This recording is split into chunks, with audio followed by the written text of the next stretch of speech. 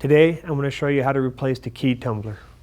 To remove the control box, start by removing the hardware on the top of the control box and on the bottom.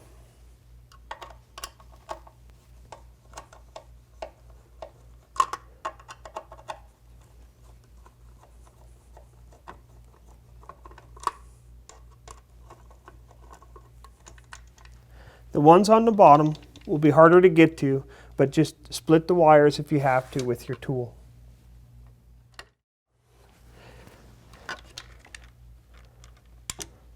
Next, you're going to have to remove the wiring harness. It's just on the inside of the frame behind the kickstand.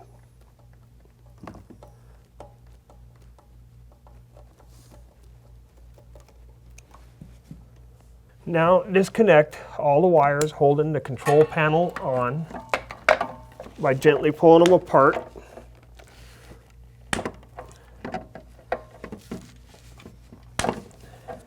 You may need to clip a zip tie that's holding the last plug. Once you get the hardware loose and you get your control panel down, you'll notice that there's 5 screws on the back and the plastic top. Start by removing all 5 of those screws. With your screws loose, pull the cover apart, and you can see the tumbler here is attached. Push down on the clip to remove that. This nut can be hard to get to. I like to use an angled pair of needle nose pliers to grip it and turn it loose. Once you get it loose, you can usually unscrew it the rest of the way by hand.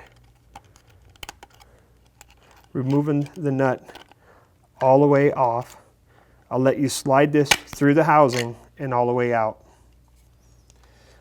With your new tumbler, just reverse the process by first tucking it in, lining up the flat walls on the housing, holding it in, and then reattaching the nut.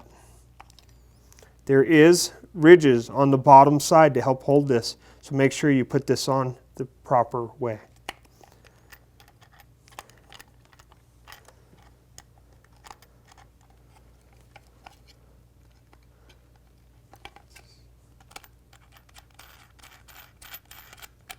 Again, with needle nose, tighten that into place to make sure it don't come loose once you get it reattached to the bike. Now, with the new tumbler in place, reattach the clip, making sure that it locks into place. Now, make sure that this housing here is at the top of the box, and slide the box into place with all the wiring tucked on the inside.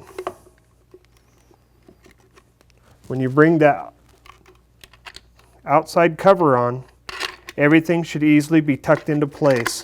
If it's not, you need to reattach the wiring on the inside to make sure it fits flush.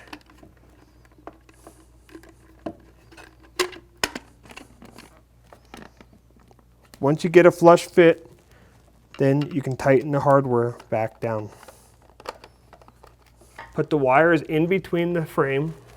Now with your Canon plugs out, red to red, black to black, it doesn't matter which red goes to which as long as they're plugged in fully. Make sure that groove is lined up with the groove on the inside. That way you don't bend the barbs on the inside of the Canon plug. Make sure it's pushed all the way together, doing the same thing on all the plugs.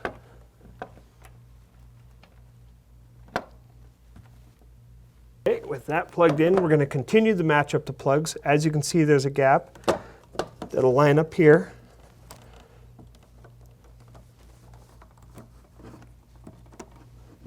We're going to twist this to tighten that back together, making sure it's pushed in fully. Now to reattach the control box, slide it into place, line up your hardware, and fasten it snug. I like to start from the top and leave them a little loose until I get the bottom one lined up.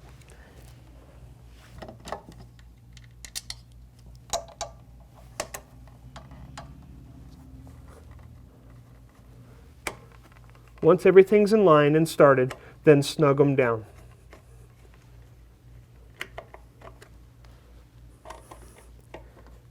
Now that we got the control panel back on, we're going to use this cable lock. Push all 3 cables in just below the control panel, and with the existing hole that was there from before, we're going to screw it back down.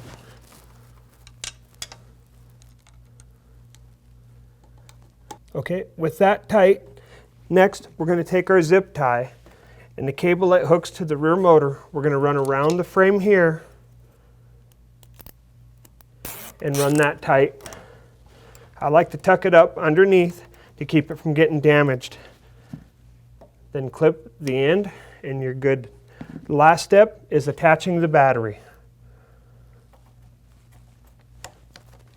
Push it all the way in until it snaps into place.